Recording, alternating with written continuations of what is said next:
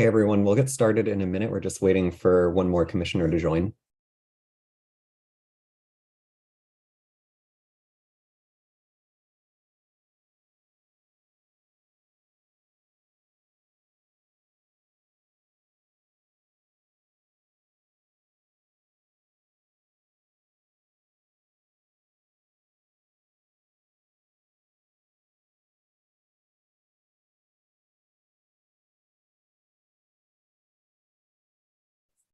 All right, everyone, let's get started. I thought we would start with some quick introductions, and we have a new commissioner with us, Daniel.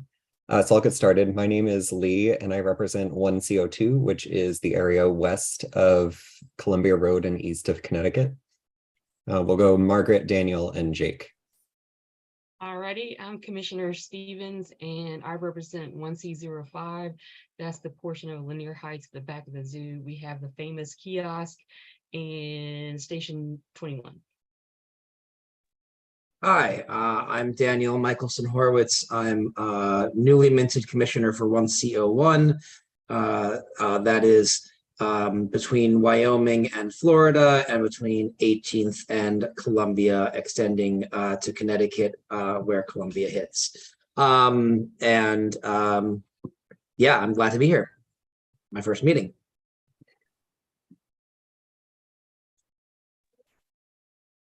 Hi, Jake Falaschini, 1CO7, which is from Florida, roughly up to Columbia, from 18th roughly over to 17th with some squiggles in there. It's nice to be on the call. Great. So we have a few things on the agenda tonight, but before we get started, there's a proposed agenda item, which is regarding the Lamont Royale patio permit submittal. So I would like to motion that to add that to the agenda this evening. Can I get a second? Second. Okay, all those in favor say aye. Aye. Aye. Aye. Great. So we're going to start with consider the supporting zoning special exemption for the development project at 1722, 1724 Euclid Street. If you were here to present about that, please raise your hand so Sam can bring you in. Excuse me, Sean, not Sam.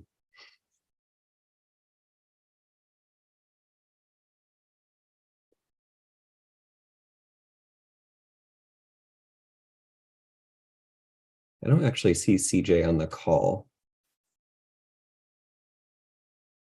Oh, here he is. Hey, CJ, I know you just joined. Can you raise your hand so you can be brought in as a panelist to speak?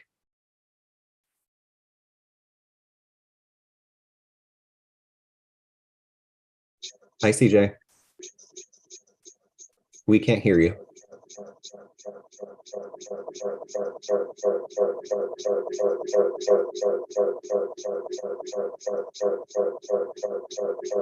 Hey, CJ, we can't hear you. We're getting weird feedback, audio feedback.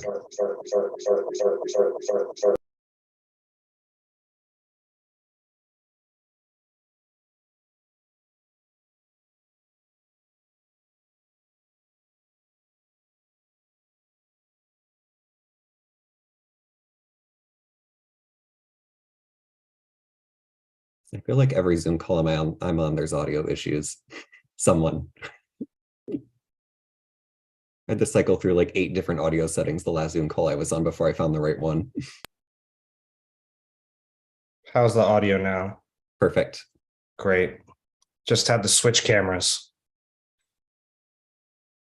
I just had a call with our client, and they have the Zoom link, and they are going to be hopping on here in just a second. But I'm happy to, start the conversation wherever you like at this point, and hopefully they will sign on here in a second. Okay, when they do, if they just raise their hands, they can be made panelists if they would like to speak. Sure. And I'm sorry, now that I've opened up my laptop, I have to restart my Windows side so that the resolution works properly. Okay. And here's Chai. He's our client. Chai, if you can just raise your hand, they'll make you a panelist. Hi, Chai. Hi, good evening, everyone.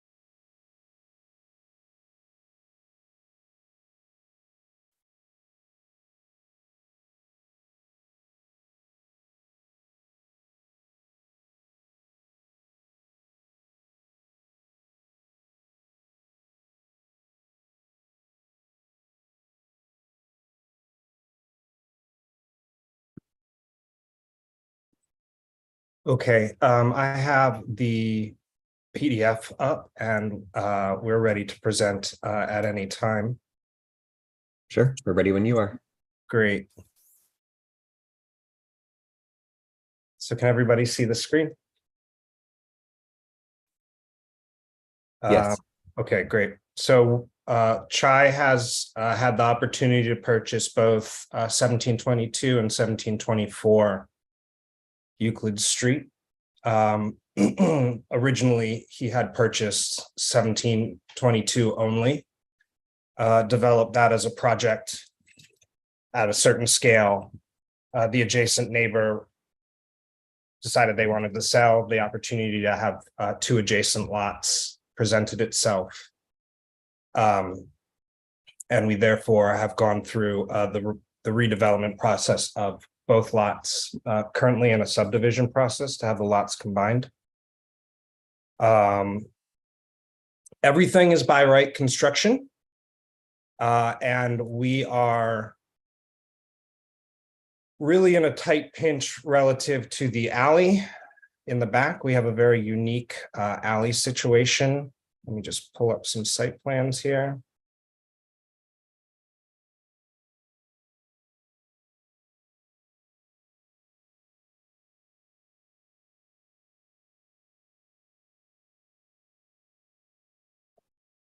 So these are the two existing properties.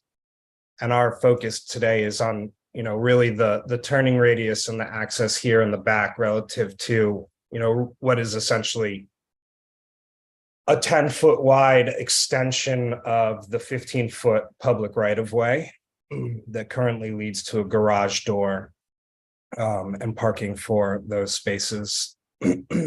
And so the issue that we basically have is, we have a requirement for 6 spots relative to the number of units that are in the building. And there's just no physical way for us to literally get them on the lot. And so, we're here to have a discussion about the merits of that and, the things that need to happen relative to the parking on this project. Essentially, every other component here is by right. And in the prior development, when Chai only had one of the 2 lots, there became some neighbor issues around chimneys and snow loading and things of that nature. So we've developed in mind of that neighbor's, conscious and stated issues. So we've made a number of things to help them. One of the first things that we're doing on this is, well, I guess this is more of a tree issue, but we're maintaining the cellar at the lowest level in order to avoid the root zone of an existing tree and preserve that. And then to help the adjacent neighbor, they don't want to extend their chimney, so we've scalloped out the 10-foot required radius by code, and they also don't want to deal with snow loading. So we've then extended that carve out all the way along the portion of their structure, so that when we do wind up with a snow event, they actually would get no additional snow loading in their project. And so those are sort of some of the things we've already done to help alleviate some neighbor concerns. We're currently in negotiations with a neighbor on the adjacent side relative to their chimneys as well. And so for us, the one thing that's kind of in our path right now is just trying to find a way to park.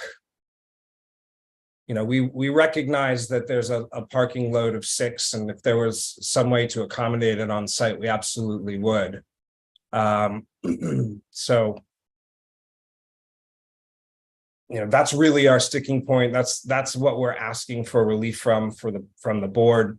And so, that's kind of where we're at today. Chai, I would ask maybe if you could add anything to that you think is relevant, and also maybe explain a little bit about yourself and the development that you're working on and bringing to the table. Sure, absolutely. I'm happy to do so. And I thank everyone for their time this evening. So to give you, I'll start off just briefly giving you a sense of who we are as a development shop, and then give you a sense of our intent for this program. So Paragon is a construction company. We're a licensed general contractor in DC and Maryland. We are an affordable housing, workforce housing developer. We have probably 50 plus units that are actively in construction or going through the permitting process in DC, all workforce housing or affordable housing. We have a couple projects that we are looking at. One that we have under contract in Anacostia that will be a LIHTC project with all affordable housing. And then we have another one that we're taking a close look at as well.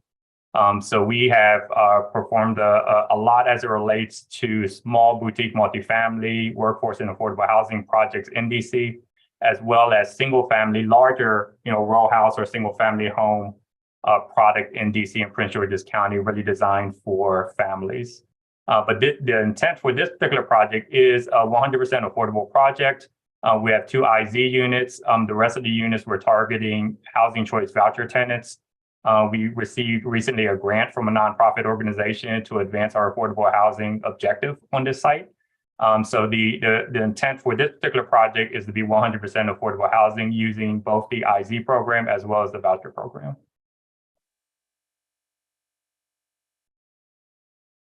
All right, well, thank you very much for that. I appreciate it. And I can definitely see how there are space constraints there. I have a few questions, then I'll open it up to questions from my fellow commissioners, and then we'll open it up to the public for any comments or questions they may have. So is there a reason why there's only 2 IZ units compared to the rest being voucher units? Is there a reasoning behind that? I'll step in on that one. And so the reason is that there's a very complicated formula set forth by the zoning, regulations. And so what we've done is, met the requirements of that formula. In that we're targeting the housing voucher program, we didn't necessarily see a need to advance past that. And I might also note that the 2 IZ units are at 50% market rate, as opposed to some of the other IZ options, which are like 60 or 80% market rate. Okay. So I think, and I've gotten a few emails about this from constituents, the concern here is that if you don't have any off-street parking, and there are 22 units, if each one of those units has a car, that is now 22 more cars in a neighborhood that is notoriously difficult to park in. Understood. So it's putting us in a little bit of a difficult place here. What is the average square footage of each of these units? The average is probably going to be, and this is kind of off the top of my head, but they are relatively smaller units ranging in the studio up to 1 bedrooms. And so they range in size from small studios at the like 350 square feet up to some of the larger units are, let me just quickly kind of make sure that I have this I straight. believe I saw one at 316 square feet. Yeah, that's probably the smallest unit. Got pretty constrained in some of these spots. Here we go.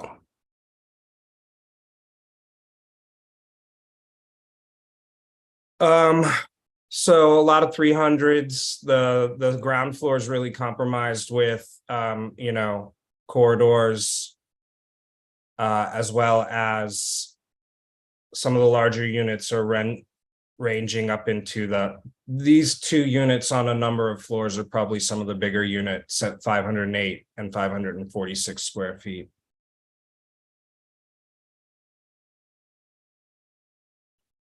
Okay, I mean, those are still pretty small for 22 units in 2 buildings. How many units are currently there before the renovation is taking place? 1, 2. The existing townhomes consist of 3 units from the 2 existing townhomes. Of how many units? I'm sorry, you broke up. 3. The existing row houses have 3 in total. 3 in total. Yep. Okay, I mean, that's a significant increase from 22 units to 22 units and not have any parking. I'm not sure I am personally comfortable voting yes on this if there are only 2 IZ units, but I'm going to open it up to other commissioners now for their comments and questions.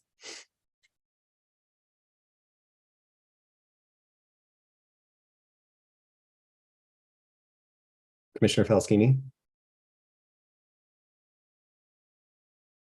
Thanks, and I appreciate those questions, Commissioner Dixon, and thank you, CJ and Chai. Yes. Chai, sorry. Thank you for your presentation. I appreciate that you are supplying affordable housing for the neighborhood. That means a lot. We need a lot of affordable housing in the neighborhood, but we don't just need vouchers. We need a mix of different types of affordable housing, and we desperately need more family housing in the neighborhood. And the fact that you are taking 2 family size houses off of the market and replacing it with no family size units whatsoever leaves me deeply uncomfortable for what that means for our neighborhood and what it's providing for our neighborhood. I have to say the fact that these are housing voucher units does make me less worried about the parking, because we do know that housing voucher recipients are less likely to own vehicles and use vehicles as their primary, or single occupancy vehicles as their primary form of transportation. They're more likely to walk, use the bus, use other modes of transportation. But I do not believe for a second that not a single person that rents in your building is going to not own a home, or sorry, not own a car. And so you will be offloading a negative externality onto the neighborhood, which is the housing of those vehicles on our city streets, which I think is a bad use of public space. It is not a great use of our street space. We should be using that for transporting people, for getting people from point A to point B, for multimodal forms of transportation like bike lanes, buses, and other uses like that. And so if we were to vote to allow for this special exception, I also would need to see an increase in the number of IZ units. And I would need to see family size units in this building. And I understand that that does not make you as much money because you're not getting as much from that. But honestly, I don't really care, because I think that that's what's better for our neighborhood. So as far as I'm concerned, I would need to see a change in these designs to see at least 2 affordable family size units, and at least one of those being IZ, with total affordability being closer to 15% than 10% for me to vote for a special exception for these parking spaces. The only time that we've done it in the past, in my recollection, was for Jubilee Housing, for their deeply affordable units that were geared towards justice housing for the neighborhood. And I think that that's the target for me, is that if we are going to allow for this kind of special exception that's going to offload private benefit for public cost, then there needs to be a public benefit that comes back. And I would say that that would be something that's in the line of justice housing for our families. If I can comment to that, I do thank you very much. I appreciate your thoughts and your sentiments. I would like to note that for us, it's not about the profitability of the project; it's more of the economics of the project. Well, I think one of the challenges with these missing middle projects like this is that they're too small for some of the standard affordable housing tools like LIHTC and housing production trust funds. So we have to look very closely in areas like this where land costs are so high, and particularly in today's environment where construction costs have continued to increase over the past 18 or so months. So we take all that in consideration. We would like to provide more family style units. We typically provide those in other areas of the city, particularly with row houses. It's difficult to make the economics work in areas such as this with smaller missing middle projects. So I would just like to note that. I really appreciate that. And I do understand that it's hard, but we have low-income families in our neighborhood that also need housing, and they shouldn't be displaced just because housing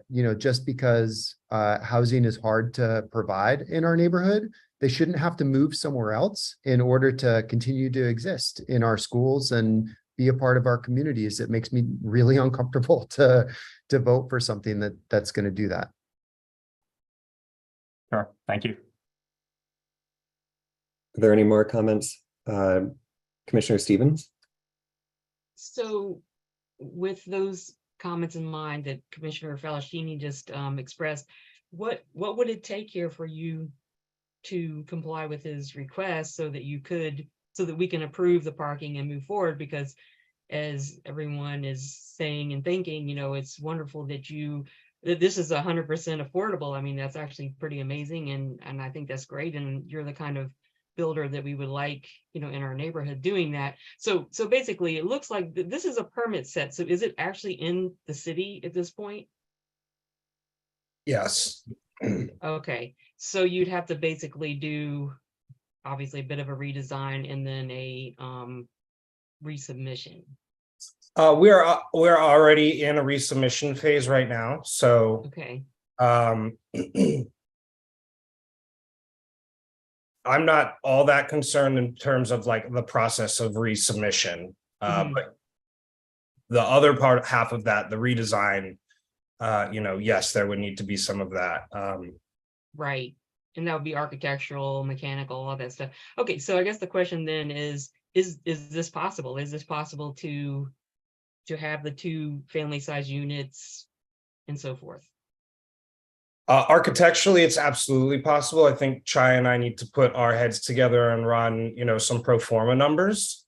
But I think that, at the end of the day, Chai and his group are going to make that decision. But, again, architecturally, that's not an issue necessarily.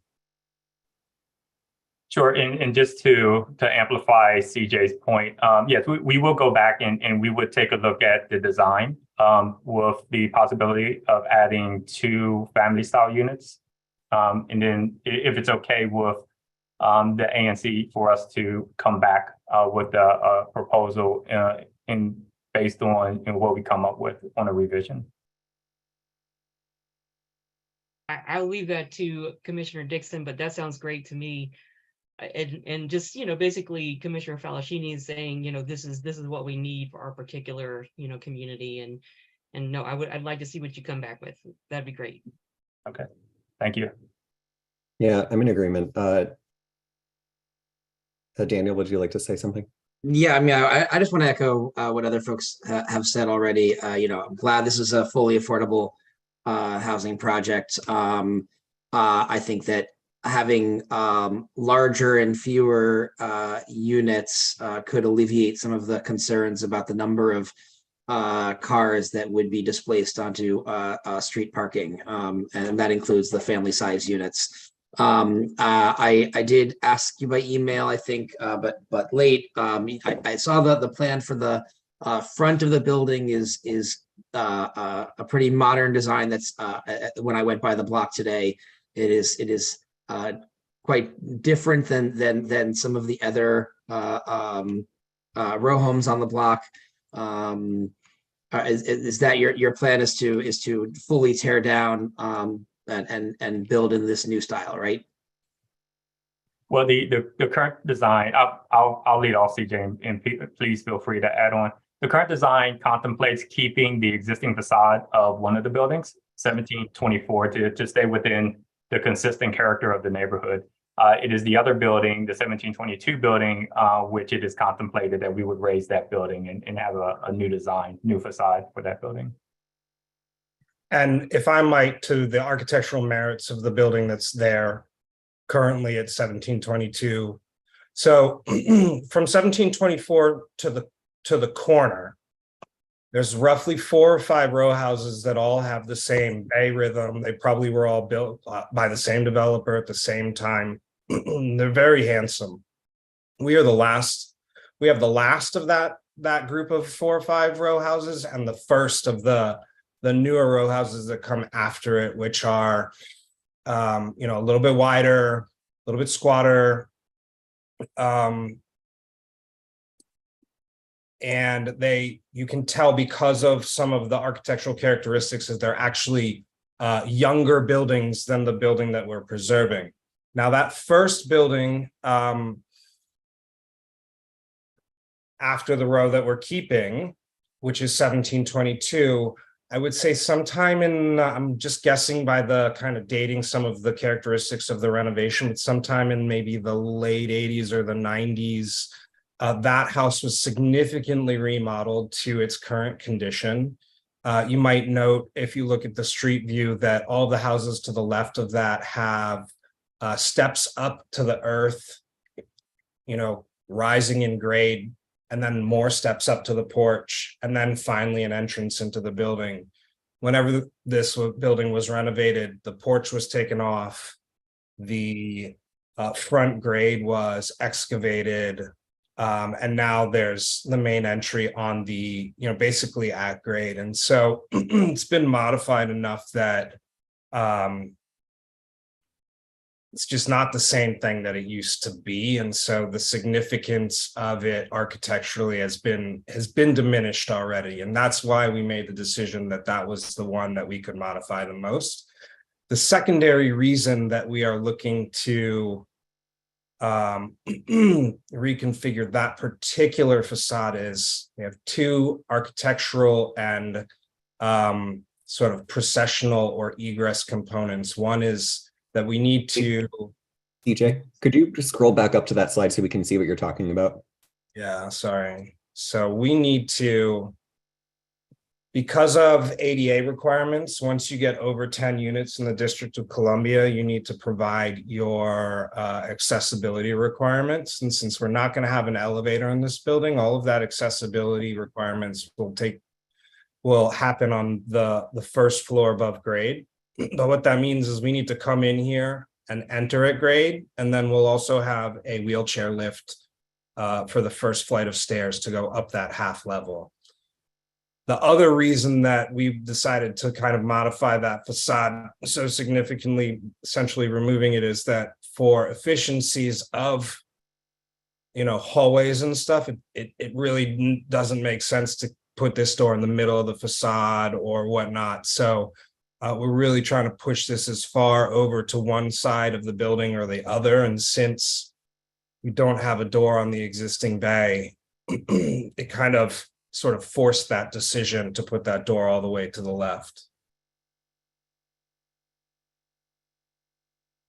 I'm looking at this drawing. Are there 2 entrances or just the entrance on the left? Is that entrance on the right? There's only the entrance to the left. Okay. This window here is where the old entrance to 1724 would have been. It's now a door with like a stoop and some steps down. And then this next set of stairs would be the first property that Chai does not own. This would be 1726 Euclid Street. What is the current percentage of the lots that the buildings occupy, and when you rebuild, what percentage of the lots are you going to build on?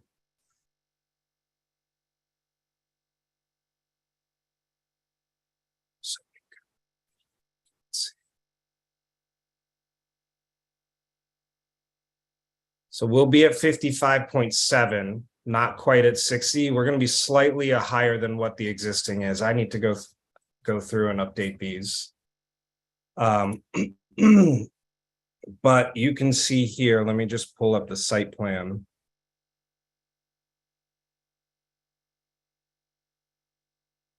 And currently, the back, except for that, when I went by, there was a driveway, and I did not see. I didn't know that was the parking for one of these units. That's that grayed out spot right there is currently a garage. Correct. Okay, so there's no current driving in. You would not be able to drive onto the backyard of these properties as it stands right now. Not only could you not, so you could potentially get like a spot in here, but we have a couple considerations. We need trash collection out of the back. We need to have some sort of man gate so that those trash cans can come out, whether that be a garage door or not. Doesn't really matter. The hang up is actually, say you're a car and you're coming down here. It's great. I can get in here. I can make my turn. But let's say we've got 3, 4, 5 cars stacked up in here, on, call it on this right-hand side. I don't know how you get a car out and back it up and maneuver it around these corners and get out of this alley, as well as, maintain walking aisles for trash collection. And we've tried a number of different configurations for, trying to get parkings back here. And the most I can ever get is really like 1 or 2 compacts, like maximum. But again, we have a consideration for needing to have access for our trash collection company to come collect their trash. So there's competing issues, and something's going to lose out, and we recognize that. But throughout the whole process, we've always tried to, make the compromises that we can in order to accommodate, the adjacent neighbors, et cetera. So, that's kind of the way we like to approach these projects. Relative to the rear lot lines. So we're roughly adjacent to the 1720. And then we step in and then become roughly adjacent to 1726. And in both those scenarios, we would be roughly, I can put a dimension on this for you if you just give me a second.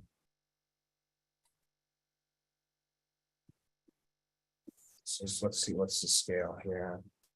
1 to 10.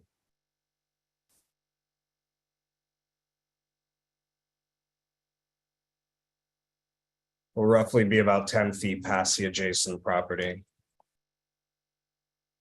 And we'll be shorter on this side, about 7 feet and change on that side. Okay. Yeah, I mean, I think we completely understand the restrictions you have with parking. I think our concerns are just, the actual layout of the building and the displacement of street parking. So I'm going to open it up to the public now for any comments or questions they might have. And if you do, just raise your hand and you'll be made a panelist to ask.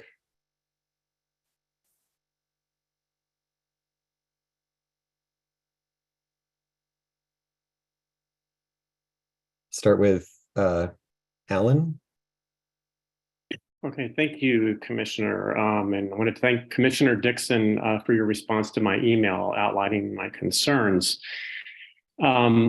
And just a preliminary comment, I would actually recommend for the ANC to provide links to the ISIS zoning site so that the public can access information directly. In fact, I was the one who shared the zoning documents on the Adams Morgan listserv, so I think that might be a good general practice to expand access to the information in advance of meetings.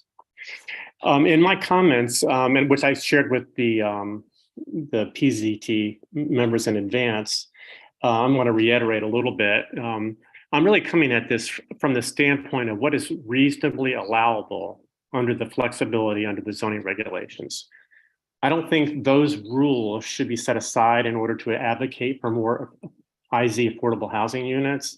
You know, notably, there are also zoning rules in place to guide us for purposes of creating IZ units. To summarize the problem from the standpoint of zoning, here's the problem. The applicant is asking for a total exemption from parking requirements for a huge development. To put it simply and inaccurately, I believe, the applicant is just simply asking for way too much. This is an overreach and should not come at the expense of this neighborhood, which I don't live in, by the way, but I am concerned about what happens across Adams Morgan. I live up in Lanier Heights. As for the overall plans, just a note, I've looked at many plans in the past and, frankly, I can't tell if everything is in order, and I know that's not before the PZT right now, because there are no existing condition drawings or elevation views that would show if there are any changes that have taken place, for example, in floor placement for purposes of complying with the cellar basement rules. And then my final comment, just sort of swinging back to the affordable housing point that's been a big issue on this discussion. As for the interest in expanding the inventory of affordable housing in the neighborhood, this area, which I would just loosely define as Reed Cook, it already has a lot of affordable housing. So I think one question that should be asked by the commission is this particular area bearing already a disproportionate burden in terms of affordable housing IZ units? I think that's something that's worth thinking about. That's my comments. Thank you, Alan. Let's move on to Chris O, and then we'll get to the phone number. Yes, hi. This is Chris Otten. I applaud the attempt to get us more affordable housing because we need it. I think the number of 2 family size units seems a bit arbitrary. Like, I would like to know how much less pressure that would mean on the street parking. I think there should be more family size units, and that would actually certainly go to reducing the pressure on street parking because there'd be less units, but more families. And that's something that, to Alan's point, I think there's a disproportionate number of new units that aren't family size units in Adams Morgan. And we need more of them, especially affordable ones. We don't have enough affordability in the neighborhood. So I'm glad to see the commission pushing for more affordability and for certainly a lot more family size units, and that would bring down that pressure on street parking. But lastly, I'm kind of to the developer. Thanks for bringing this forward. This would be unlike any other project that I've seen in Adams Morgan with a kind of a top hat in the row house or even on any block, really. All of the new developments I've seen where they've added to existing row house structures or even in apartments, like the top levels are set back and off the front and not kind of a top hat sort of scenario. I'm wondering if you could explain why that's like that. And is there anything else like that? I don't see anything like that along this block. I don't really see it in Adams Morgan. All the new developments I see where they add extra floors, it actually sets it back, kind of pulls it in from the sides of the building. Here it's extending out from the sides of the building. Maybe you can explain that, but that's really unusual. And so what you're reacting to is probably, let's see, hold on one second.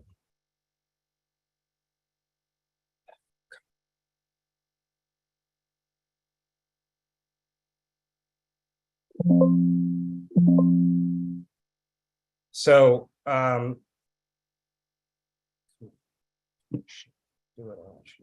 we go.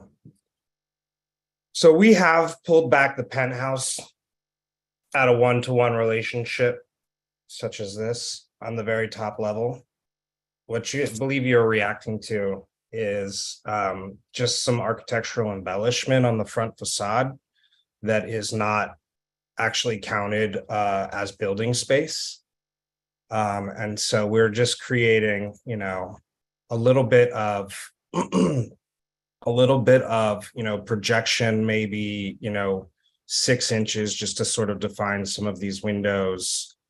We're bringing out a slight wing wall here, again, to match the front elevation here. Again, also not counted towards the envelope of the building. And then you can see here at the top level that that penthouse that you're used to seeing set back has been set back, as well as I'm actually not talking about that. Where your hand icon is right there. this. If you bring, yeah, I mean, that's like it's like a T there. If you follow the front door straight up, it goes to a T, and is that a shadow underneath that? Yeah. So I'm not sure when you joined the conversation, but we have been working with the adjacent neighbor on that side.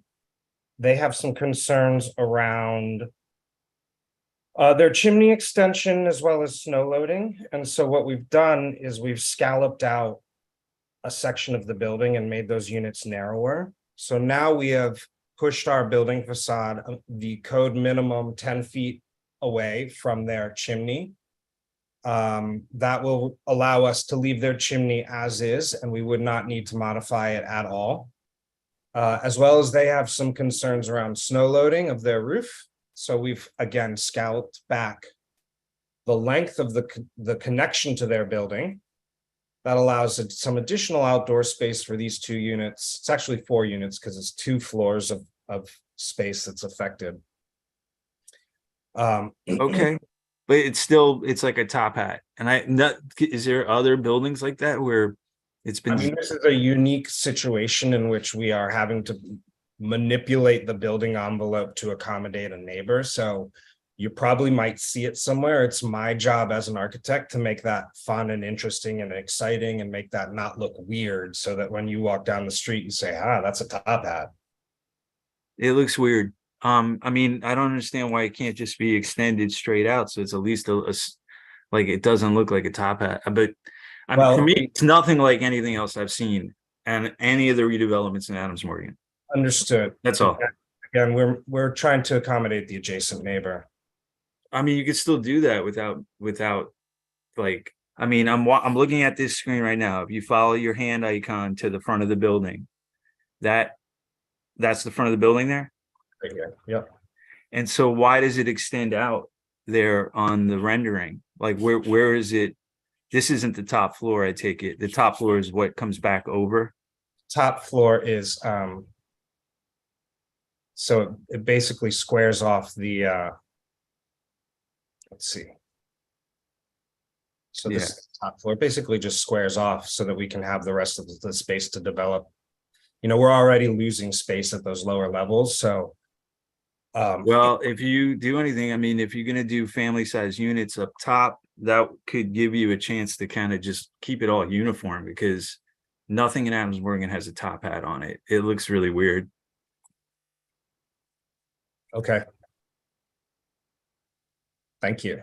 Thank you. No, I appreciate it. All right, so moving on, someone is on the phone, the 248705 number, if they can be made a panelist.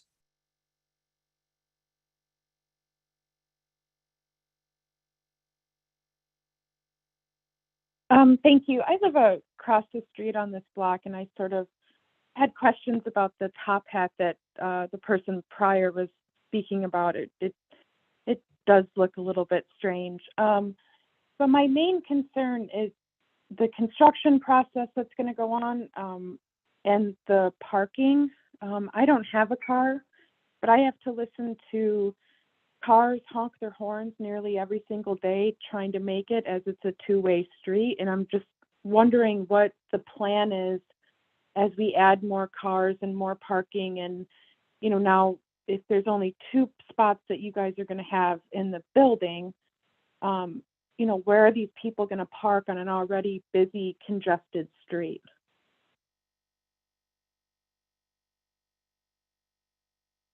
I think, the whole point of this is for us to, have this discussion, see what the, the temperature of the room is, attempt to, find a conclusion, a solution to,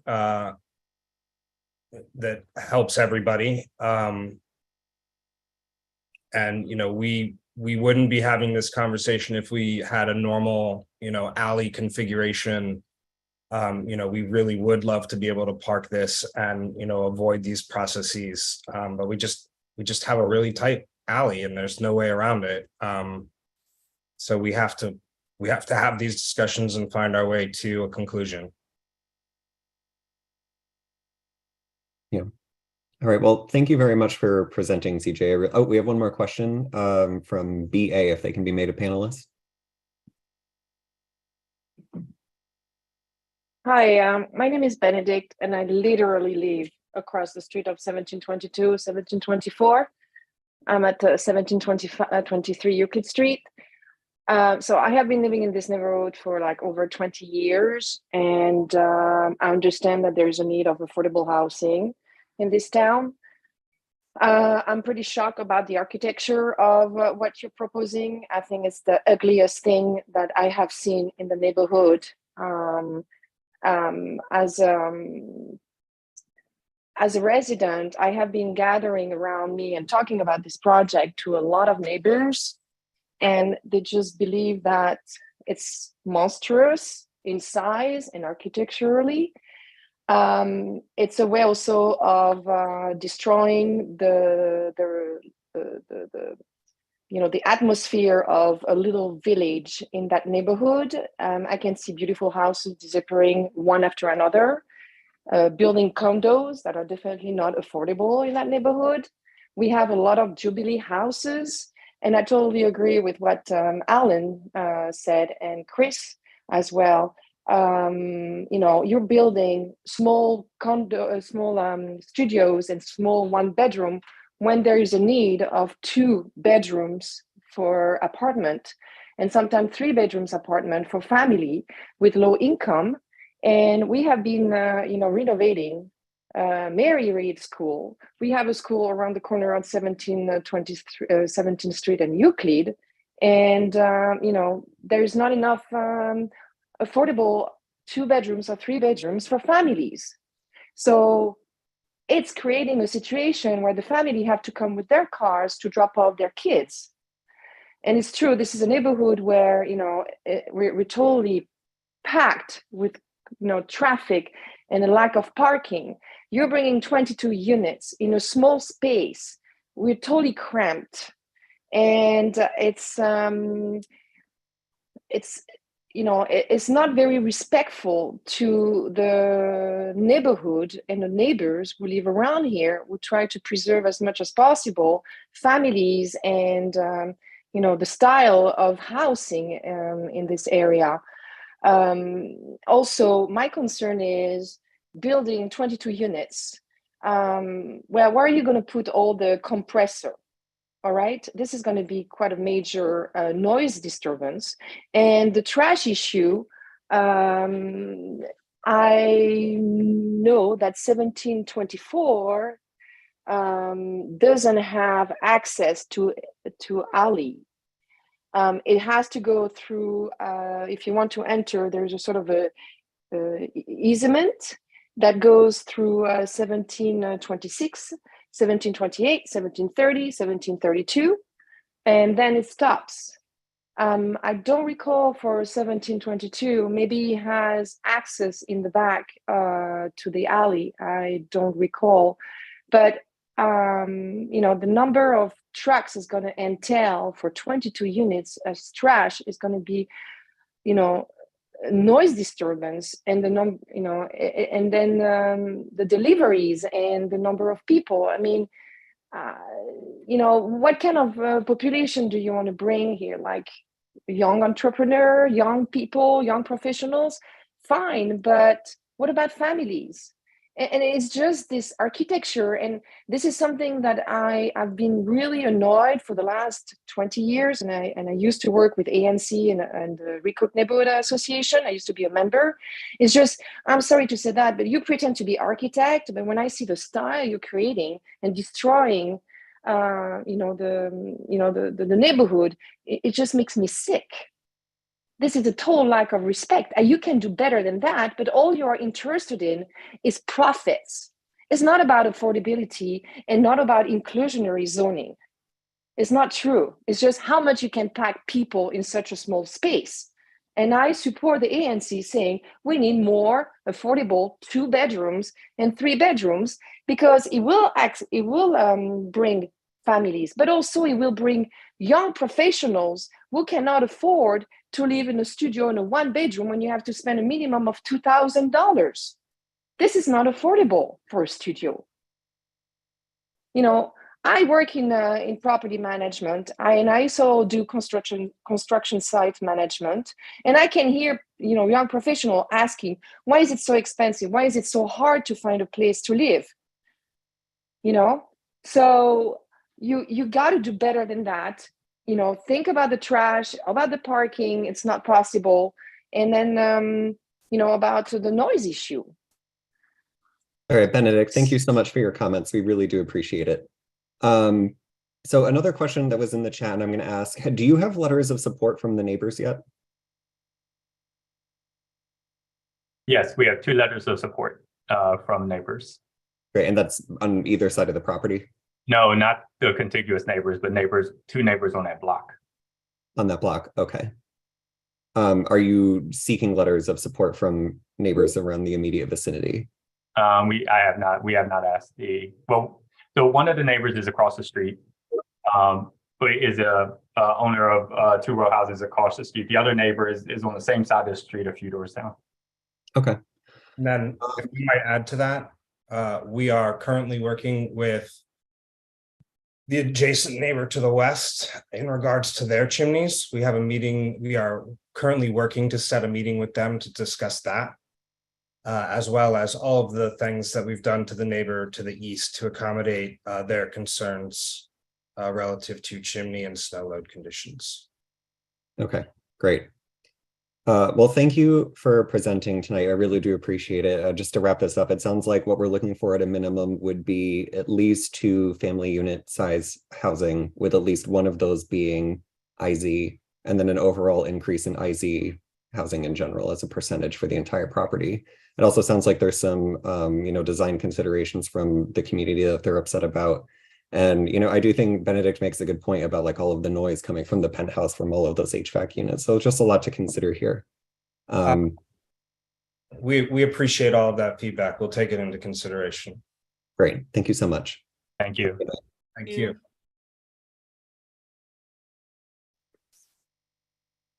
All right. So next up, I say, why don't we move on to the presentation regarding the Lamont Royale patio permit? And that will be led by Deborah, and I believe, yeah, if you can make Deborah, Chas Jefferson, and Sam Kersey panelists.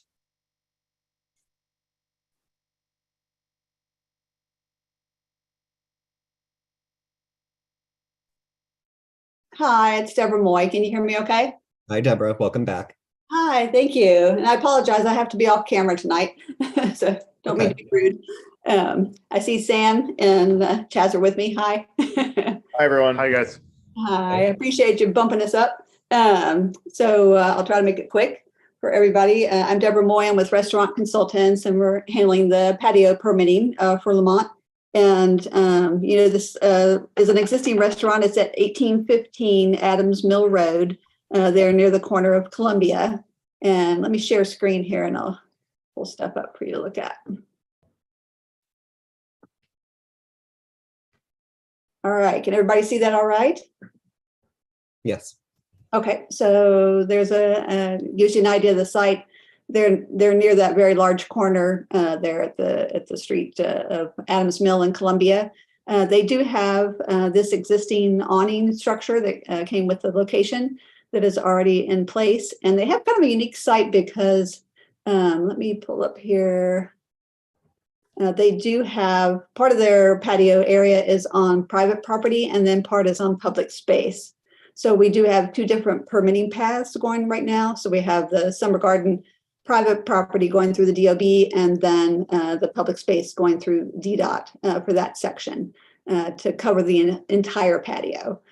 So what you're looking at right now is the layout for the public space portion. That of course is the closest section to the street and the bus stop. And then let me show you here real quick, just to give you an idea. So, and then here you have the summer garden section. And when everything is combined, you're looking at a total of 40 seats. And I'll switch back over to here.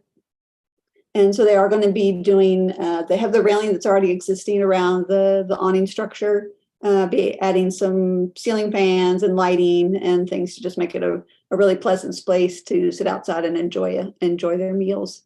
Does anyone have any questions? Or Sam and Chaz, would you like to give a few words about the business? Yeah.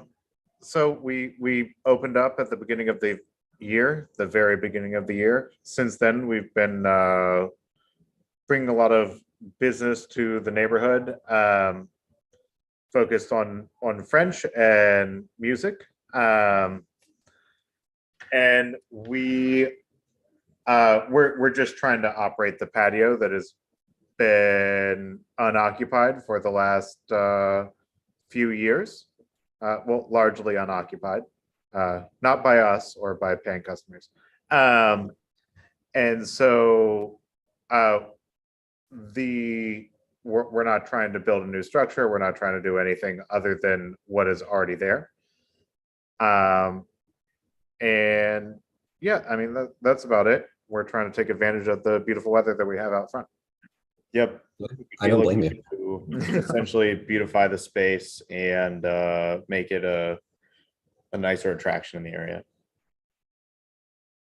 Yeah, well, thank you so much. I, for one, absolutely love your restaurant. I'm there pretty much on a weekly basis. You have the best oysters in the city as far as I'm concerned. And I was actually just asking about your patio as to when you were going to open it. So it was really exciting to see you actually come to this meeting tonight. Of course. Happy to be It's pretty great. I will be one of those 40 people out there when it opens. amazing. So what are you asking for anything in particular? Just a letter of support for the patio, or is it because of this like weird like public private space you need like a special consideration? What exactly are you asking? No, it's just the regular support for the public space portion. Okay. I do have a question. I don't know. I know they've been Lamont has been talking with neighbors with the neighborhood as far as that tree, the tree box that is right there beside their patio. Are you aware of them putting in some pavers on that they're going to like put those little interlocking pavers over the dirt area? Have you heard anything about that? Or I have not. I don't know anything about that. Okay. Oh wait, we have a message from Kristen. Yes, there is a request into DDOT for that. So yes, there's a request. And has that tree come back this spring, or is it having difficulties? It is still having difficulties, but yes, like Kristen said, unfortunately the tree did not make it. So we're kind of slowly improving this whole corner in terms of landscaping. And so this one is the next one. I'm actually glad to hear that is moving forward. So yes, that will be taken care of. So they're looking at replacing the tree, or it's unclear if they actually are. Kristen says the tree needs to be replaced by DDOT. okay. Yes, eventually. Because one of the discussions we're having with DDOT right now is the fact, if you look at that drawing, we have a 4-foot pathway between the existing awning structure that's there, and which is the edge of the patio, and the tree box where it begins. And typically they like to have a 6-foot, passageway, but then we're also located on this very unique, very wide corner where the path of travel for most of the pedestrians is varied. So that's why we were curious whether or not the pavers, might get added there, which could present an opportunity to maybe work with DDOT further on leaving that distance as it is now. Do you guys see any concerns with that being the 4 feet as opposed to the 6 with the pedestrian traffic that you see in that area now? I almost want to take that tree out and rework the landscaping. I think that'd be there. awesome. That's my first thought there. So Right. Yeah. okay, so yeah, It's kind of an odd spot. It's taking up a lot of space of just being by itself. right, and it's it just looks lonely and sad. And so yeah, I've been working with Kristen and D-Dot Forestry to, like I say, improve that area. So let me get with them and we can come up with some ideas. So Okay. yeah, maybe if we can communicate with you later in terms of how we can maybe have a conversation with the D-Dot reviewers about the potential down the road, because it, as you can imagine, that's an existing structure, so that's very problematic to be able to cut it off and shorten it. So yeah, and I mean, I want as much green space and planting as I can, but if it, if it's not going to make sense in a certain area, then we should rework that. So yeah, we can get together about that. Yeah, it does have quite a large footprint now. As you can see, it's 8 feet. So there would be some opportunities maybe to, provide the 6-foot pathway when you redesign that to then, and still have plenty of room to create a more favorable green space. Right. Yeah, it's sort of like a large sandbox right now. I know what you mean. and it's in contrast to the ones that they've redone, with the permeable, nice new permeable paving and so forth. So, okay. Yeah, we will definitely look into that. Sometimes things take a little time, by the way, with the city, and so forth. But yeah, I thank you for bringing that up. Appreciate it. Sure, no problem. Yeah, we can have a conversation about that later. I appreciate that. Thank you. Great. I'm going to open up to the other commissioners now to ask any questions if they have any. Commissioner Falskini. Chaz, it's great to see you. Awesome that a couple years ago you were presenting this idea to the ANC and it's become a reality. It's an awesome addition to the neighborhood. That pool room upstairs is the coolest pool table in the entire city, and I just love it so much. Yep, there you go.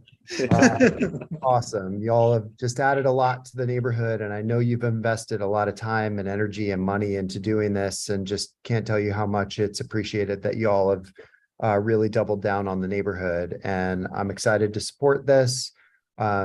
Ideally, yes, we'd have a little bit more space between that tree and the front of the existing patio space. But given that that's the structure that's in place now, I don't see a problem with continuing it. And if we can work with DDOT to kind of move it a little bit, I think that would be great. I really trust Margaret's design skills, and I know she's very invested in making that corner as awesome as it can be. And I also greatly appreciate the bid and all the energy that they put into making that corner just look and feel so much better. So thanks to everyone involved here, and I'm excited to support this tonight. Thanks, Jake. Commissioner. All right, do any other commissioners have comments? We'll open it up to, go ahead. I'll just agree with what's been said. I'm happy to support this. I would love to see that corner be prettier. Whether it's bigger trees, whether it's benches, whether it's just to draw out the community to use that space. And so I think that this patio really can contribute to livening up that corner. So thank you for doing this, and of course thank you for your investment in the neighborhood. Thank you. Yeah, I completely agree. If there's anything we can add, just let us know how we can help the rest of the corner. Yeah, I mean, I've lived here 5 years and I've never seen that patio used, so this will be a major improvement. I'm gonna open it up now for public comment and questions if there are any. All right, Alan. Me again. I have no particular comments on the project, but rather just a procedural comment. I know that this was added to the agenda at the last minute, and I think just from the standpoint of that being reserved typically in the cases of emergencies or other good cause, that perhaps I'd recommend that the PZT not take a vote on endorsing this, but rather pass it on to the full ANC next month, so that that provision about emergency agenda items kind of maintains some integrity. Thanks. That is, oh, Commissioner Falskini, go ahead. I'd note that it's actually sat on the agenda for almost a week as a potential agenda item. And so even though we didn't vote until now to put it on there, it has been available for the public to see that it was coming up. And I think that we should allow some flexibility for when things come up within 7 days of a meeting. So I would move that we actually do it now. I agree. Motion to move this to the full ANC with support of writing a letter. Seconded. All those in favor say aye. Aye. Aye. All those against say no. Abstentions. All right, the motion passes 4-0. Sam, Chaz, thank you so much for being here. We all love your restaurant. We cannot wait to see this patio come alive. Thank you so much. Finally see that corner of, you know, that intersection actually come to life. It'll be, We are it'll be very truly wonderful. We really Thank appreciate you. Thank All you. right. You have a good night. you too. y'all too. All right. So the last agenda item is considering adopting a resolution regarding support of a map amendment to rezone 1617 U Street Northwest. This is something that we've been plugging away at for a few weeks now. And I think it's in a place that we are comfortable with it. There are some additions today from Commissioner Michelson Horowitz. So I did change some of the language in the equitable housing up to 60% AMI. So are there any other comments from other commissioners about this?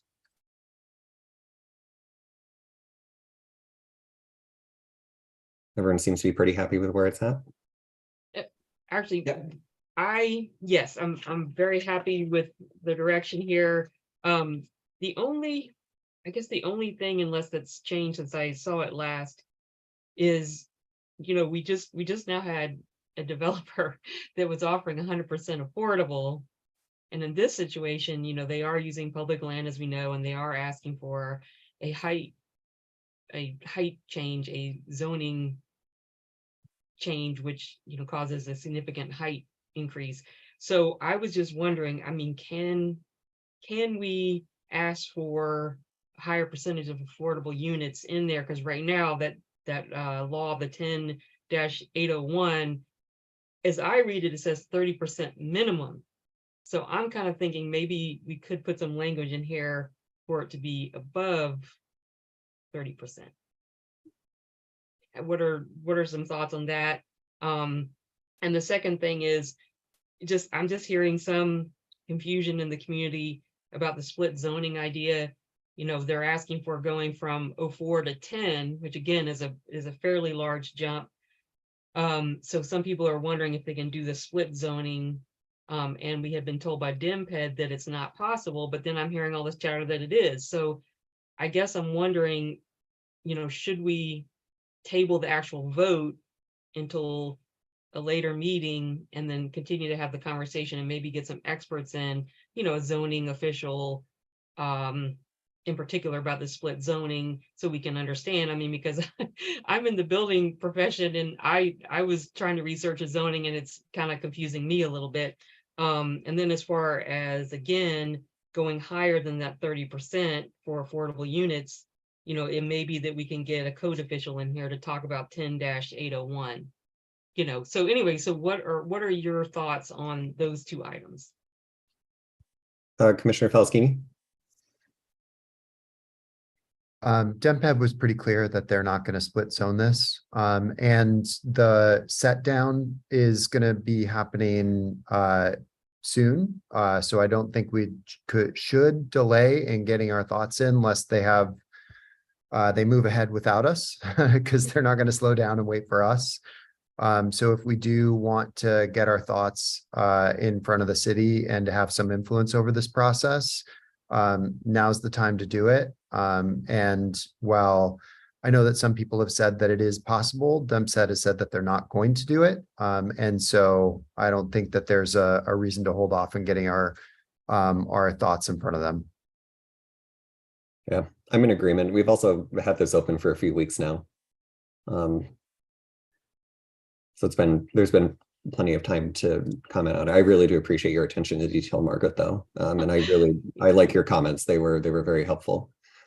Yeah, I'm an overthinker, but it's okay. So that's the so that's the split zoning portion. But then now, I mean, again, as far as the percentage, just real quick, just want to make sure we're thinking it through. As far as the percentage of overthinking it through, as far as the percentage of affordable units, and I know one neighbor here said that we have actually too many here in Adams and Morgan. What are your thoughts on just sticking to the 30% that would be offered by virtue of 10-801?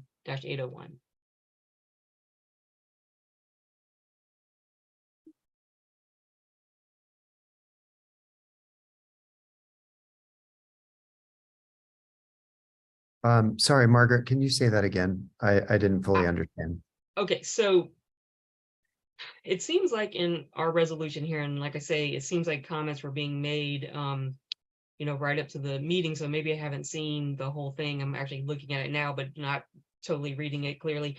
It seems like we're not really specifically stating the percentage of affordable units that we're looking for. And in that case, it seems like it would default to what I see in 10-801, which concerns a property such as this, and that number would be 30%. So the question is, do we want to try to ask for more? That at this point, I think would be my only comment, because as you're saying, I think the split zoning might be a lost cause, and we are looking at the setbacks, and with proper design that actually I think could maybe work well with the green roofing and so forth like that.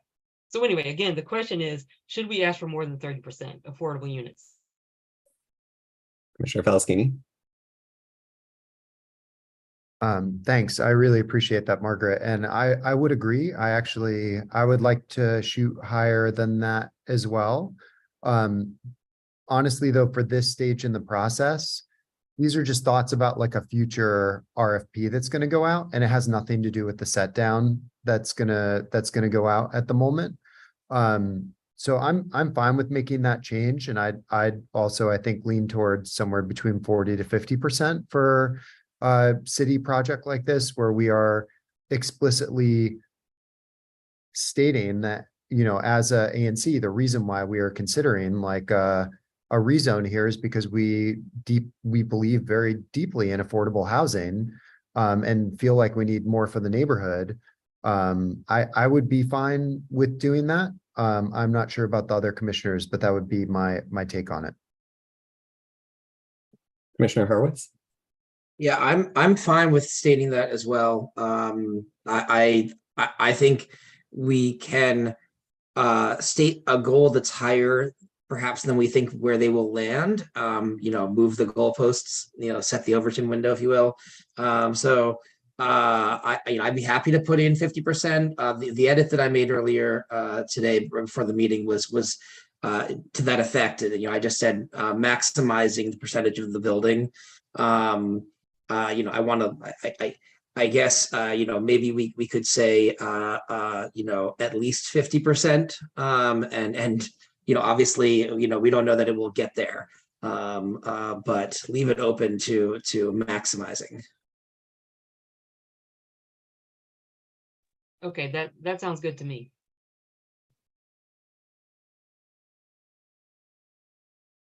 Commissioner Falaskini. Well, I just note that Commissioner Dixon, this is your resolution, so I would just wonder whether you would see that as a friendly amendment. Yeah, I do. I think there's nothing wrong with asking for that.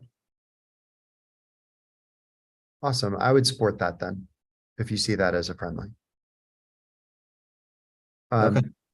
Commissioner Stevens, would you like to make it as a formal motion to amend? Okay, so I'd like to motion to amend the percentage of affordable housing to 50% minimum. All in favor, say aye. I second that. Oh, second that, yes. Aye. All Aye. in favor, say aye. Aye. Aye. All of us. Any opposed? No abstentions. All right, the motion passes 4-0. Margaret, could you make the text change in that document? Sure. Okay, well, then I think that wraps up our meeting tonight. Is there anything else we wanted to discuss while we're here? Well, I think that was just the motion to amend. So now we Oh, actually right. Yes. I think we need to open it up to public comment first, and then after public comment, then we can move to adopt the resolution as amended. All right, looks like Nancy Turnbull. Can we make her panelist, please?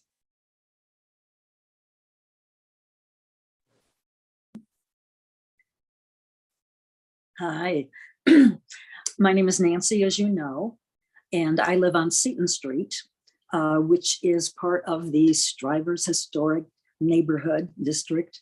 I was in 1C until we had the redistricting. Now I'm in 1B.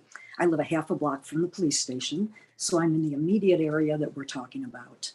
I guess I want to mention 2 or 3 issues or concerns. In the case of 1B, we really did not get much notification. A lot of people are still learning about this whole possibility of this building. I don't know if 1C did a better job of communicating, although this morning I was with 2 1C residents who hadn't even heard this was going on. So I think there has not been as much outreach as might be helpful to the community. And I speak that from our personal neighborhood. I don't know in detail about yours. I also think that high density, the DC government model for high density housing to problem solve the solution is not necessarily a good solution. I don't think a 12-story building, which is what the council member told me she needed, is going to be the answer in a community that has 2- and 3-story row houses that are 123 years old. A couple of you have mentioned Jubilee housing. I mean, this is government land. I would hope that maybe using government land, public land, it could be used for an alternative approach. And if that alternative approach could be something like Jubilee, where you don't need 12 stories, but could have low and moderate income housing in a more confined or contained area, might be another option to a, again, 12-story building. Again, with this being public land with a police station and a fire department, I don't know why we have to give or sell public land to developers when I am convinced 9 times out of 10, it's luxury apartments. It is not low and moderate income. Even with your amendment, I'm not sure that would really happen. So I guess I would hope that you might, consider delaying your vote to maybe get more information, to look at different options, because some of the ANCs I think have been rushed because their people didn't know, and they didn't know some of the issues that were involved. So I'm asking, I guess, for your consideration. I know you guys put in a lot of time to not rush this decision and to get more outreach and more community support for whatever the decision is. That's it. That's it. Thank you for listening to me. Thank you, Nancy. My understanding is that the commission hearing is June 26th.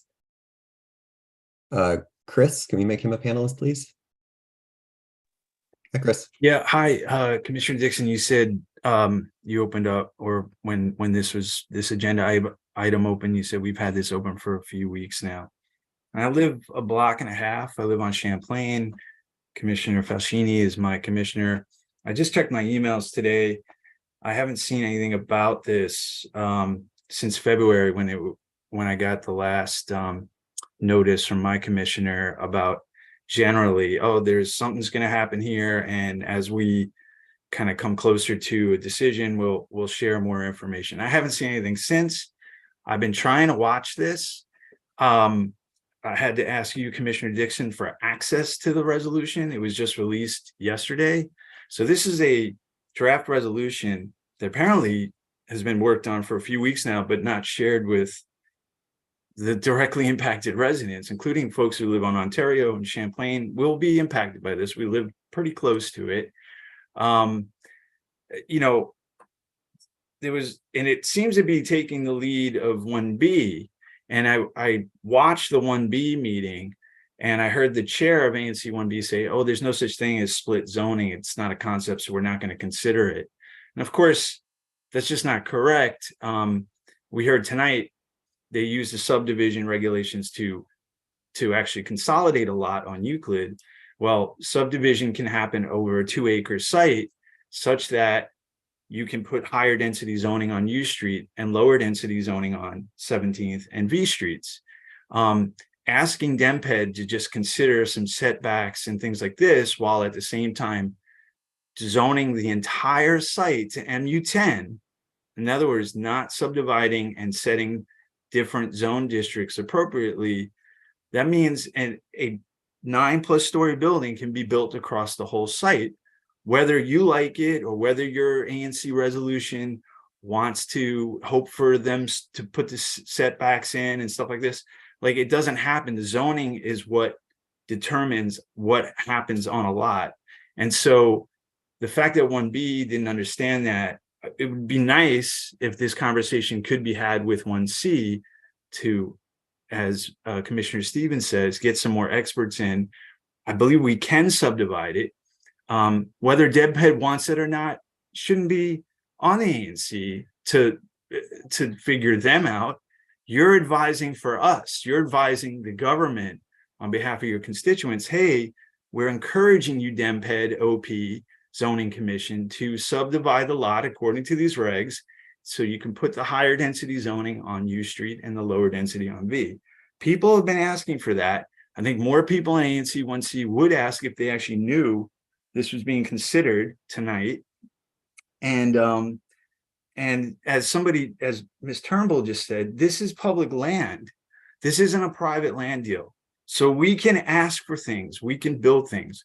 We don't need to do high density to get a handful of affordable units and the rest of them luxury units. Even if it's 50%, that means half of them are luxury units.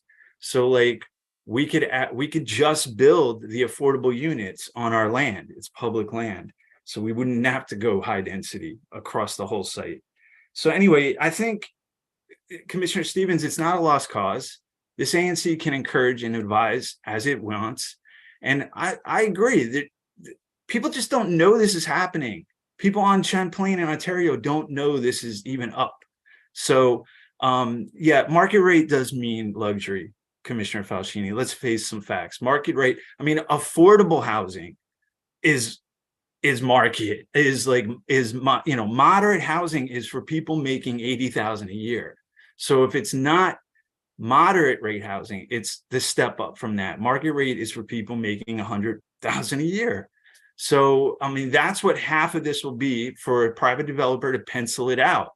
We don't need that. We have alternatives. We have social housing that's on the deck on the council right now with Commissioner Louis George. So there's a lot at play here.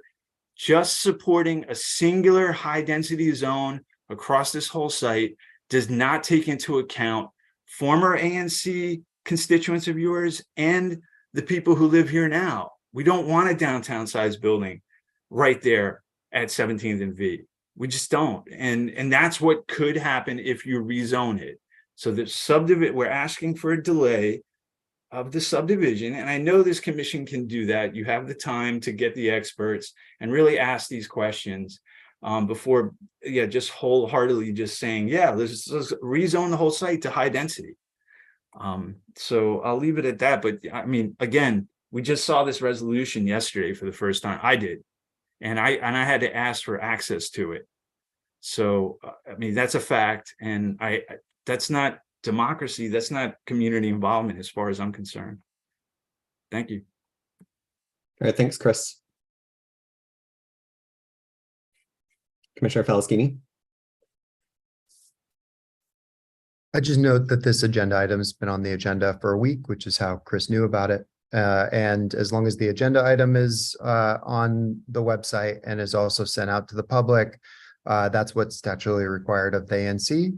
And providing access to the resolution more than at the meeting itself is actually more than what's statutorily required. So I just wanted to make that clear. Alan, can we make him a panelist, please?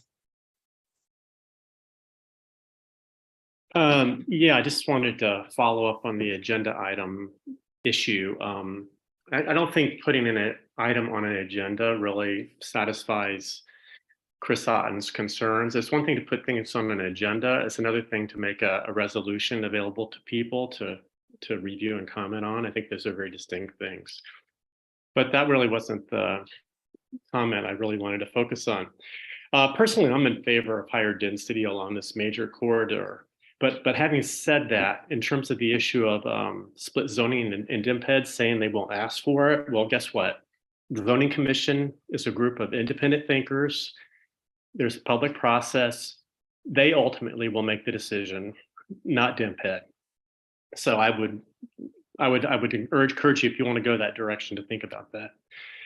As for community engagement, I don't think this is anything for the resolution, but it's just a general comment. I just wanted to provide a recommendation for pushing for what I'll call really meaningful involvement in this process. And I'll tell you why. When I was an ANC commissioner, I was a member of the Marie Reed Community Committee. We were window dressing. We didn't even get to weigh in on the color of the drapes. For example, I asked repeatedly about a substantive matter on that project, which was renovation of Marie Reed instead of building a new building. It was very allegedly driven by lack of money. I asked over and over what the square footage cost was going to be. Never got an answer. That's just an example. So if you can think about some real concrete ways for the ANC and the broader community to really be very involved and not just hearing presentation after presentation about what other people want to put together on this big partial, I really push you to do something like that. Thanks. Thank you, Alan. Well, it seems like, it might be beneficial for us to table this until next month. If the commission hearing isn't until June 26th, I think that gives us plenty of time to iron this out and receive more community feedback. Is that something that my fellow commissioners are interested in, or are we interested in moving this forward? What are your thoughts on this? I personally am interested in tabling it, not to the bitter last, 11th hour, but tabling it and getting out the word about this. And I'm very excited about our resolution. I think we should share it with the public, and I think they will be excited about many parts of that. But of course, they may also disagree with some things or have some input, and that's fine. And that's what, community conversation is about. But no, I think we've got a great starting point here to share, and I think we do that. And then, like I say, I can work on getting a zoning official and a code official, hopefully at our next PZT meeting, if that's what you guys think would be valuable, to speak to us in the community and just get a little more knowledge. Because like I say, I started to get buried in just all kinds of language that I wasn't even understanding. So some clarity would be good, I think. I'm concerned, just as a matter of process, if we consider this at the next PZT committee meeting, and then the full commission meeting after that would be in June, that we are running up against the deadline to get a meaningful voice before the hearing takes place. So I'm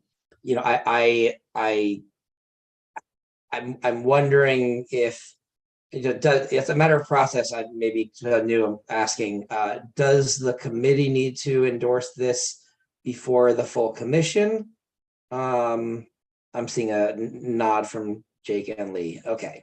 So if we don't take action here, leaving open, of course, the possibility for amendment at the full commission, then we're definitely not passing a resolution until June. Yeah, Commissioner Felskini. That's correct, Daniel. And if we pass it now and we vote on it in the full commission in May, then our resolution could be read by one of our neighboring commissions that has great weight, because currently we have been told that we don't have great weight in this process. But our resolution could be adopted by one of our neighboring ANCs, and they could basically get us great weight by then adopting it through their own commissions as well, and recognizing that it's the position of 1C, but as the former representatives of this area, blah, blah, blah, we could basically get great weight for this position through one of our neighboring ANCs. And that's what I would hope to be able to do with this. And the only way to do that would be to pass it in May so that they could consider it in June. So I would be in favor of us moving forward with this as is. This is just the set down. We do not have great weight in this process. I think we can still go back to the community and open it up for further discussion. But I'd note that there were community meetings where Chair Mendelson met with the community to talk with them about their issues and concerns around this, that there were dozens of people there that were represented. And so I do think that there has been community involvement, and would suggest that if we want to be considered in this process, that time is now to act. Can I ask the question about, there was a question in the chat, what do you mean by set? I also, that's a term I've not used before. So what do you mean by just the set down?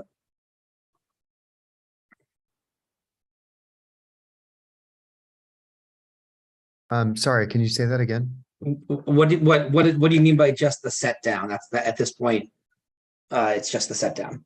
It's just for consideration of the rezoning, not anything to do with the building that would actually be built there. The set down is just the consideration of the rezoning.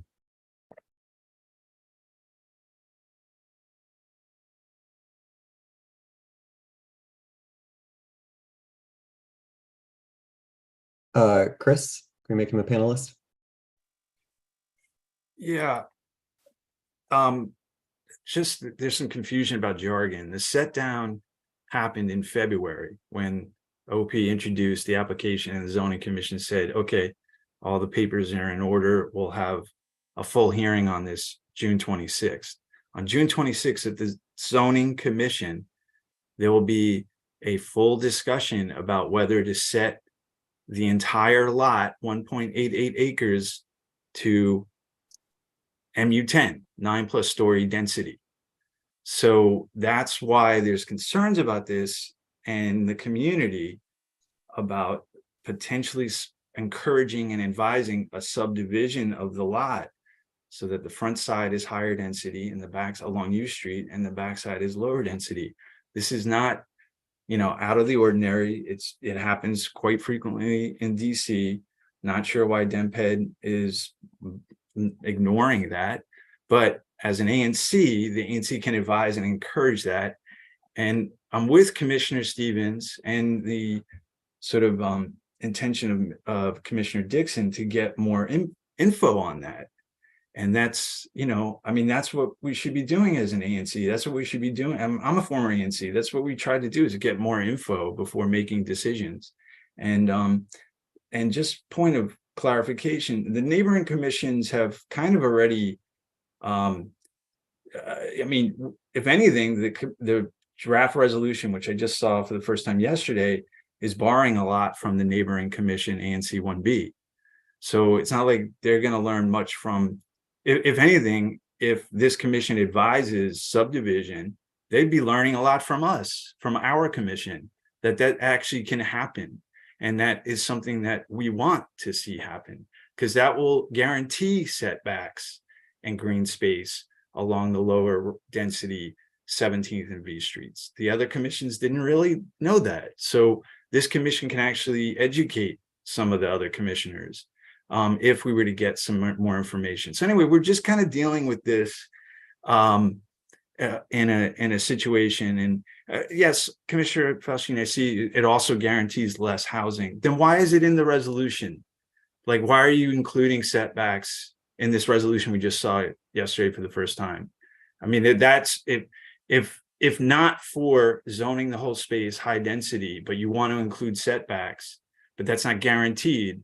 So then you are basically saying, well, at some point we're going to have to, throw out the whole idea of setbacks because we want more housing.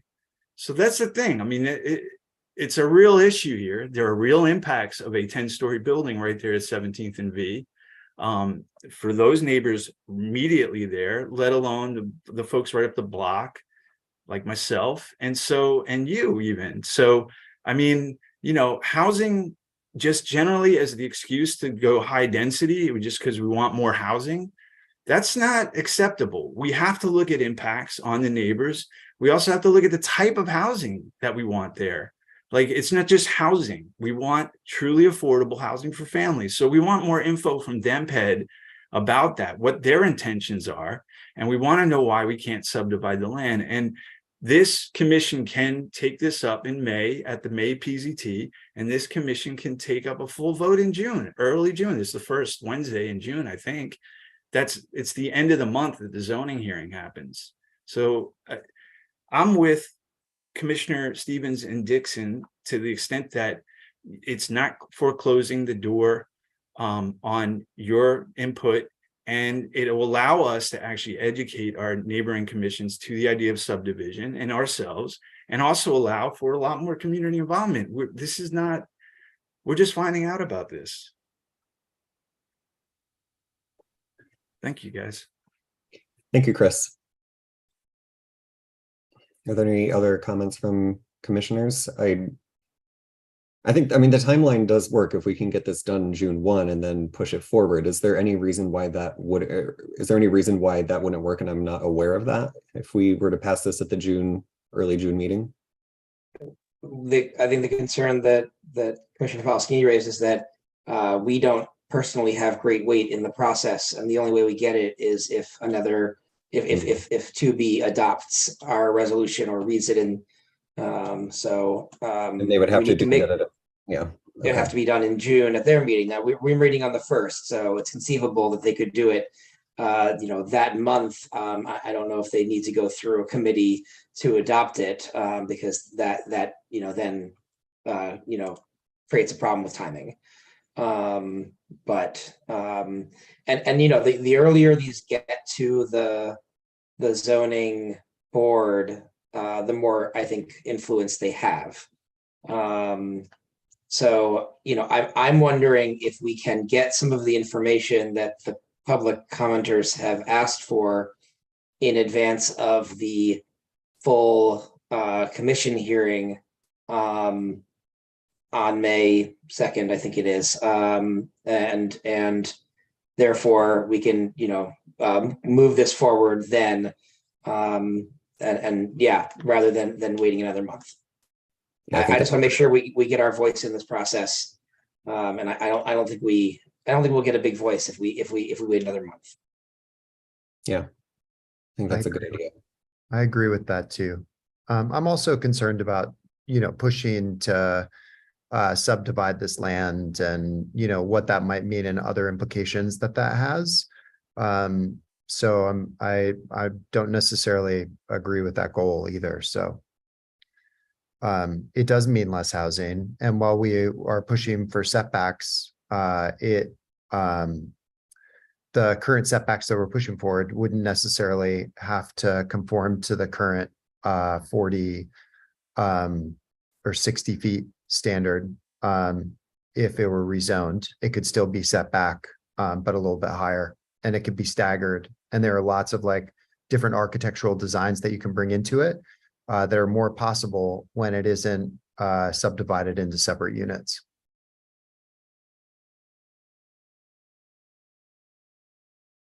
Yeah, is there and something I don't know right now, is there a zone, a zone designation that achieves the exact goal that we want?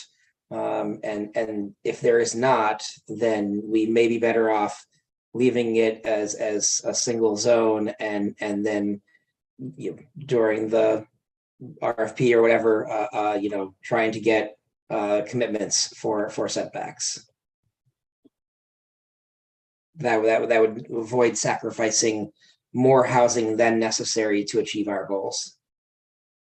Commissioner Stevens? Okay, I hope I don't complicate it even more. I know that we have the option sometimes to have a special meeting. I mean, this development is a big deal. I mean, it has a chance to be outstanding, and that's what I think everyone wants. And everyone has a different opinion about it and how to get there, but everyone wants us to be really fantastic. So I'm wondering, would there be a possibility of a special meeting of 1C and 1B, and maybe at that one, and it could be sooner than say the next PZT, and at that one, that's when we have the code and the zoning experts, because Commissioner Horowitz was saying, he was again asking some zoning questions. Well, that's the thing, it's like we just don't know, and the zoning official might, I mean, possibly not, but there might be some magical something, that would be to our advantage in terms of the planning, if you know what I'm saying. So in other words, I'm suggesting, maybe a possibility of a special meeting a bit earlier, also involving 1B.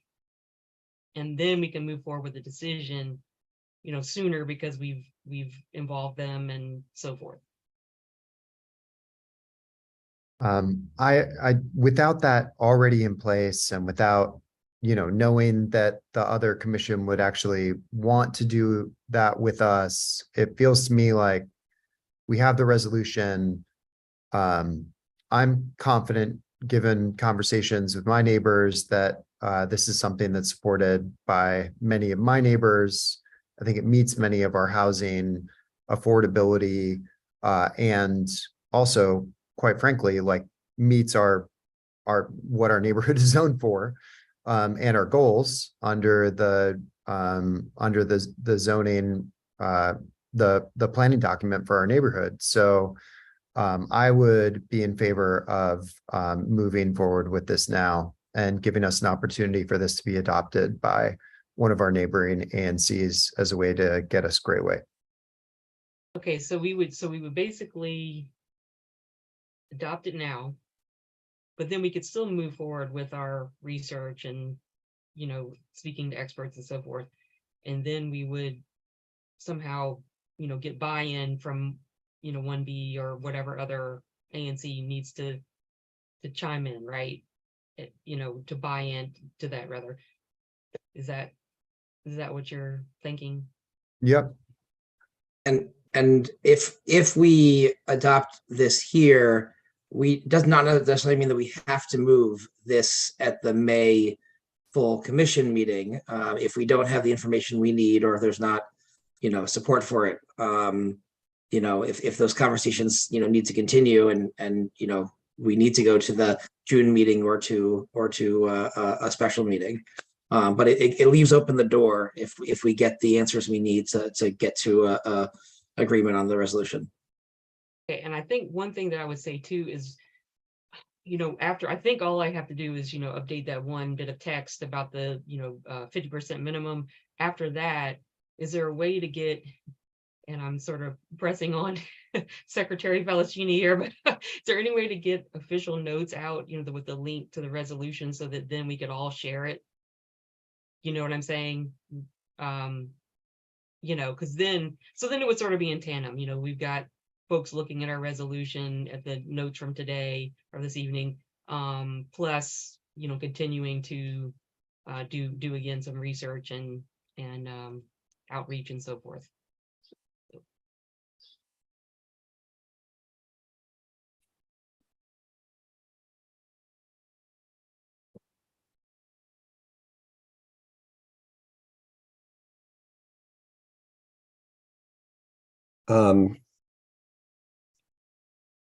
Okay, so what our plan is, we're moving on this tonight with the intention of moving this out for public comment, and making amendments before our next full ANC meeting.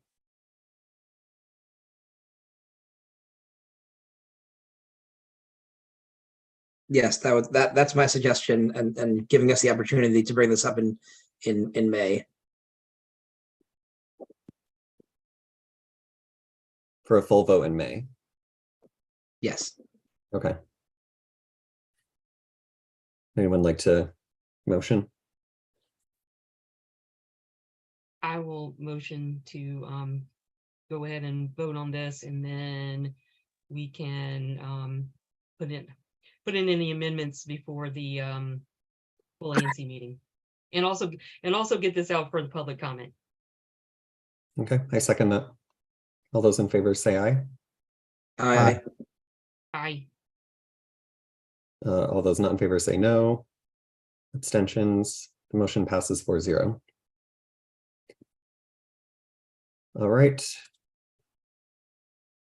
Well, that completes our agenda for the evening. Thank you, for coming to everyone. the This was a meeting. great meeting. Thank you for welcoming me. Yeah. And welcome. Yes, welcome.